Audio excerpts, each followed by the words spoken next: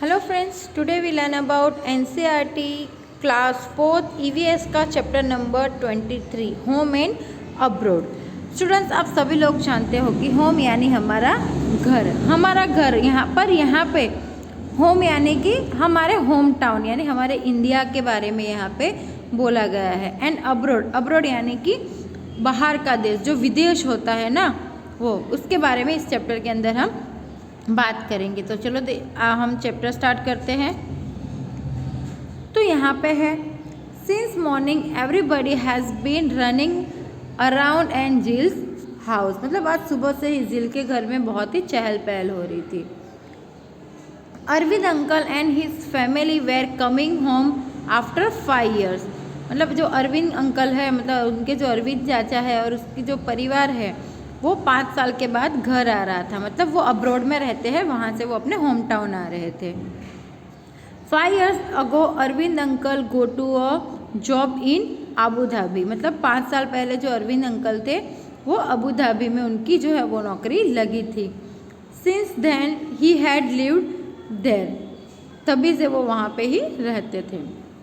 जिल and her father went to the airport to receive them. Jill और उसके जो पापा है वो उन्हें लेने के लिए एयरपोर्ट पे गए। After the plane landed the passengers had to wait for some times to collect their luggage. मतलब कि हवाई जहाज़ से, मतलब कि प्लेन जैसे ही उतरता है उसके बाद सभी जो पैसेंजर है, मतलब वहाँ की जो यात्री है, वो अपना सामान लेने के, लगेज यानी सामान लेने के लिए वो कुछ देर वहाँ पे उनको लगती है।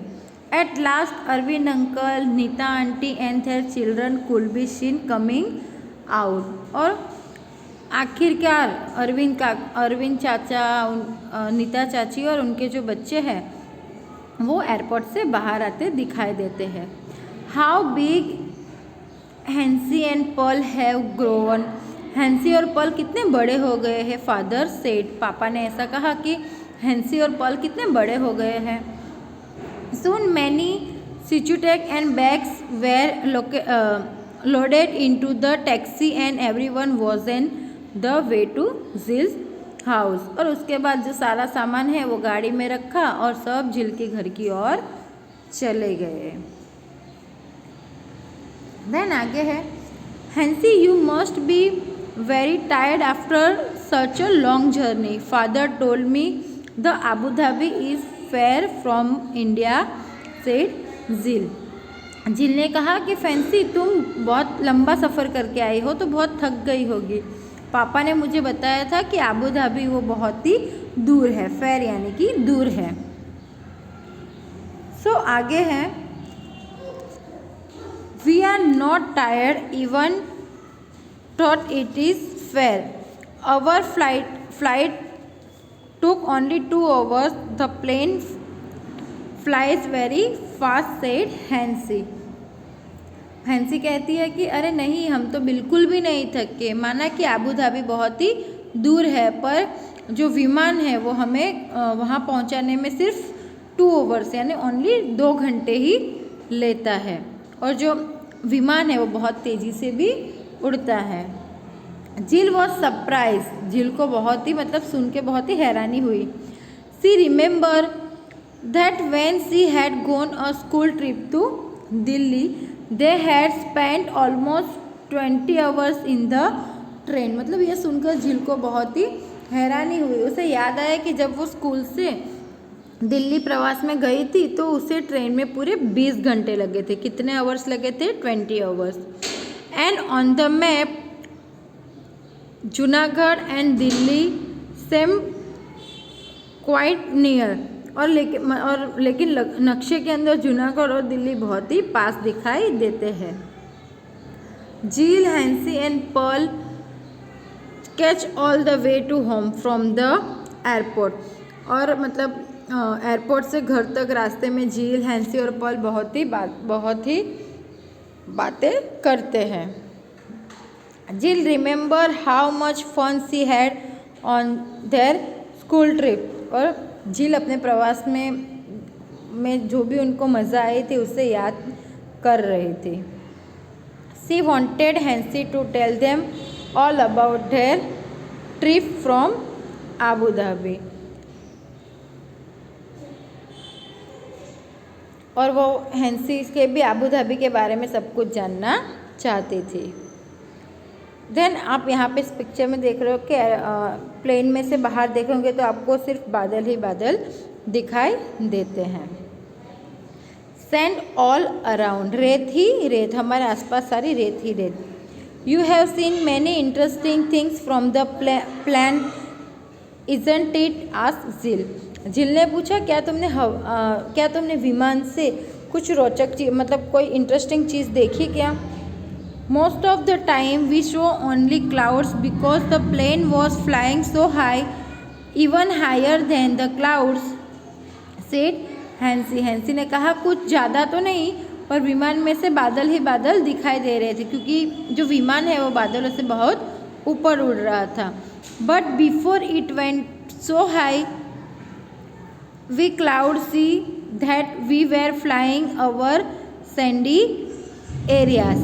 It was sand, but the color of sand kept changing, white, brown, yellow, red, black.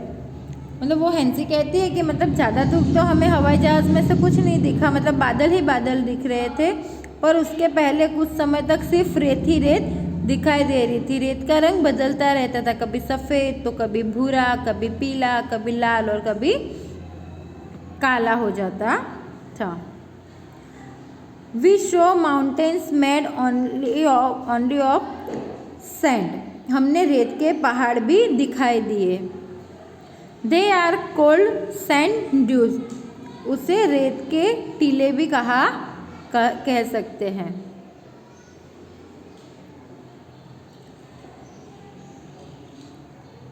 Added Pearl, I have seen sand only at the seashore, said Jill. फिर वो मतलब जो पल बोलता है कि उन्हें रेत के किले भी कहते हैं, तो जिल बोलती है कि मैंने तो केवल समुद्र के किनारे ही रेत देखी है। Then you should come to visit us, said Arvind भाई। तब तो तुम्हें आबू धाबी आना ही चाहिए, ऐसा अरविंद चाचा ने उससे कहा। देन आगे है, the communities around Abu Dhabi are located in a desert area. Abu Dhabi के आसपास के देश जो है वो रेगिस्तान के इलाके में आते हैं। डेजर्ट एरिया यानी रेगिस्तान का इलाका। Even if one drive a little way from the city, one can see millions and millions of sand, मतलब शहर में कुछ दूर जाने पर भी मीलों तक आपको खाली रेत ही दिखाई देती है। No tree, no greenery, just sand, ना कोई पेड़ दिखाई देता है, ना कोई हरियाली दिखाई देती है, बस खाली रेत ही दिखाई देती है। I used to dream of the thick greenery and cool water around our home in Gujarat, said Nita aunty. I am so happy to see all this after such a long time. जो नीता चाची है वो कहती है, मैं गुजरात के अपने घर के आसपास की हरियाली को बहुत याद करती थी और बहुत लंबे समय के बाद यह सब देखने मुझे मिला तो मुझे बहुत ही अच्छा लग रहा है। The children have almost forgotten how they feel when it rains. मतलब बारिश कैसी होती है यह बात तो मतलब जो फैंसी और पर्ल है वो भूल ही चुके थे। You know it almost never rain in the desert area. आप जानते ही हो कि रेगिस्तान में बारिश नहीं होती है। Water is really very precious over there. No rain, no river, no lakes, no pond. वहाँ जो पानी है वो बहुत ही कीमती है। वहाँ ना बारिश होती है, ना नदियाँ है, ना झील है और ना तो तालाब है। Even below the ground there is no water, मतलब ज़मीन के नीचे भी वहाँ पे तो पानी नहीं है। But there is lot of oil under the sandy soil, मतलब पर वहाँ पे ऑयल मतलब रेत के अंदर ऑयल ज़्यादा मिलता है। So petrol is easily available in this countries at Pearl. फिर पल कहता है कि फिर पल ने कहा कि मतलब वहाँ पे रेत बहुत तेल वाली होती है, इसलिए उन देशों में पेट्रोल जो है वो बहुत ही आसानी से मिल जाता है। In fact petrol is cheaper than water said Arvind uncle. और फिर अरविंद अंकल कहते हैं कि वहाँ जो पेट्रोल है वो पानी से भी सस्ता मिलता है। By this time, all rich Jill's house, Hansi and Paul were surprised to see so many fruit tree। मतलब बातें करते करते सभी झील के घर पहुंच जाते हैं और फैंसी और पल है वो इतने फलों के पेड़ को देखकर वहाँ पे हैरान हो जाते हैं। वहाँ पे कौन कौन से पेड़ थे, ट्रीज थे, तो coconuts, banana, jackfruit, papaya, betel nut, so many kinds of tree, Pearl said. तो वहाँ पे जो है कोकोनट्स ट्री है, बनाना ट्री है, फिर जैक फ्रूट यानी जो कटहल जिसे कहते हैं वो, बेटल नट यानी जो सुपारी होती है वो, हर तरीके के पेड़ था। फिर पल said we used to see only one kind of tree there, the date plums, because it is the only one that can be grow in the desert। पल कहता है कि हमने तो सिर्फ एक ही तरह का पेड़ वहाँ पे देखा है जो है डेटा प्लम यानी कि खजूर का जो पेड़ होता है ना, डाटे प्लम यानी जो खजूर का जो पेड़ होता है वही हमने देखा है, क्योंकि वही है जो रेगिस्तान में उगता है, ऐसा पल है वो कहता है। फिर आगे क्या है,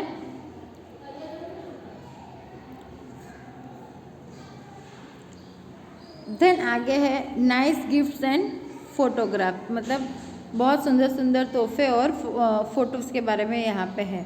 after they had meet everyone, Nita aunty unpack their bags. मतलब सबसे मिलने के बाद जो नीता चाची है वो अपना बैग है वो खोलती है। They had brought gift for everyone. उन्होंने सभी के लिए तोहफे लिए थे। They give dates for everyone to eat. और वो सबको जो है डेट्स यानी जो खजूर होते हैं वो मीठे मीठे खजूर भी वो सबके लिए लाई थी।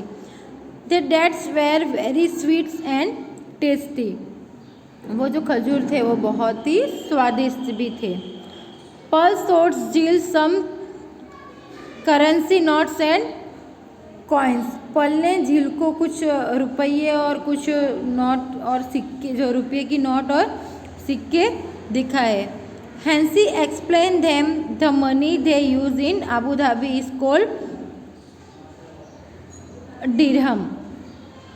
और फिर मतलब जो हैंसी है उसने समझाया कि अबू धाबी में ये जो करेंसी है, मतलब जो मनी है, जो मुद्रा है, उसे क्या कहते हैं, दिरहम कहते हैं। क्या कहते हैं, दिरहम। अबू धाबी की जो करेंसी है, मनी है, उसको क्या बोलते हैं, तो दिरहम। क्या बोलते हैं, dirham. It had some writing in their local Arabic language. और उन पर वहाँ की जो अरेबियन भाषा है उसमें कुछ लिखा होता है।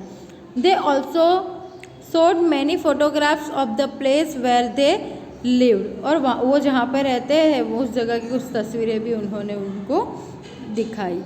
तो स्टूडेंट्स आज हम इस चैप्टर में यहाँ तक ही पढ़ेंगे, उसके आगे हम नेक्स्ट चैप्टर में पढ़ेंगे। तब तक के लिए बाय।